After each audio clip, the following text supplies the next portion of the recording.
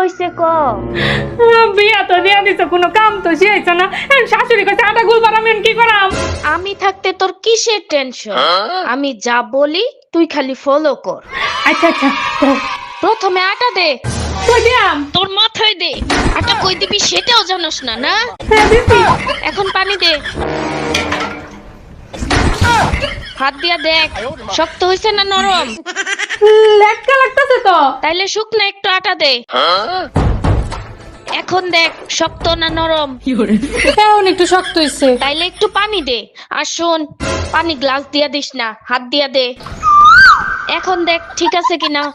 হ্যাঁ ঠিক আছে। ঠিক আছে, হ্যাঁ। এখন সবটি আটা একসাথে জড়ো কর। আর হন, হ্যাঁ। একটা ছবি তুললে আমারে পাঠা, দেখি কেমন আটা বানাইছস। আচ্ছা, সুন্দর হয়েছে। तो खींच मेरी फोटो तो खींच मेरी আমারে পাঠাই। बड़ो लोकेर बेटी लो হ্যাঁ আম্মা, দেখছো কত সুন্দর আটা গুলছি?